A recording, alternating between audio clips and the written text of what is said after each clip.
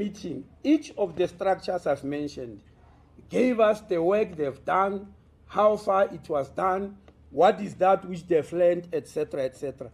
But we also scrutinized the symptoms of these kids, especially those who died in Naledi. What type of symptoms were there? And we came up on a conclusion that when people die, maybe because food was laced with something, as I said, it might be food poisoning, in which means it's bacteria, definitely. Or it might be a chemical, or it might be a physical agent. And people were asking me, what do you mean by a physical agent? It might be because of radiation, for instance. That's physics.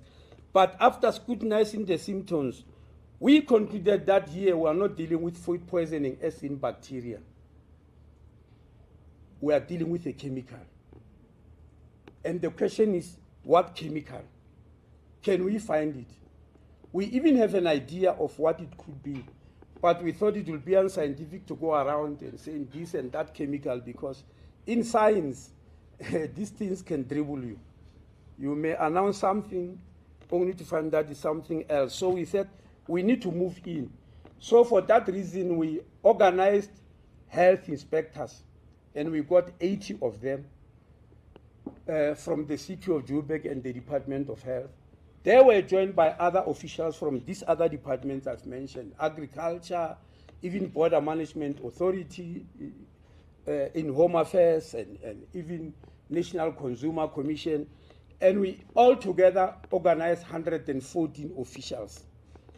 They went to Naledi since Monday. Since Monday last week.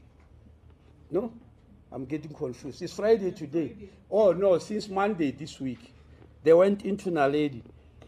We used to believe there are 80 Spaza shops there, but they went through 84 Spaza shops. The ones in which they got and examined. What were they doing? They were trained by NICD on how to look for this chemical, which we think is the one that is causing problems. How to go around searching for it. And they actually did so, and they finished the work yesterday. Today, they were just mopping up. But during the course of that work, or maybe let me give you statistics, the 84 Spaza shops they visited, 42 of them are owned by foreign nationals.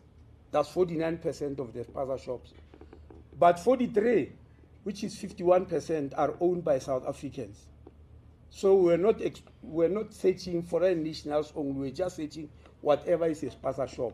During that search, they did confess that there is an illegal chemical which they buy from a mall in Johannesburg.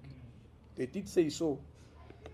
And 27 officials visited that mall, and they confiscated 1,456 grams of that chemical. And 4 people were arrested, 1 man and 3 women.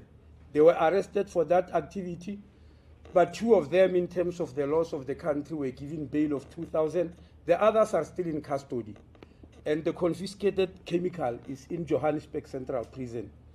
So I keep on saying chemical, because I don't want the irresponsibility of naming something. Now, I know that we are under pressure from both of you in the media and the public, that we are doing nothing while people are dying. We are under that pressure. But some of us have done postmortems before. We are resisting the temptation. Actually, I phoned the minister yesterday with respect, because I was worried when the commissioner started naming a chemical, because it was found in somebody's stomach. In postmortems, you don't just do that. You don't just find something in a human being and rush and make a conclusion. It might be dangerous. So what are we doing? As I'm speaking here, the NICD brought together experts. And who are the experts? Chemical pathologists are there. Forensic pathologists are there. Epidemiologists are there. And some clinicians who specifically specialize in symptoms and signs of somebody who has been chemically poisoned. They are all there. They have got this work, these swabs that were taken there.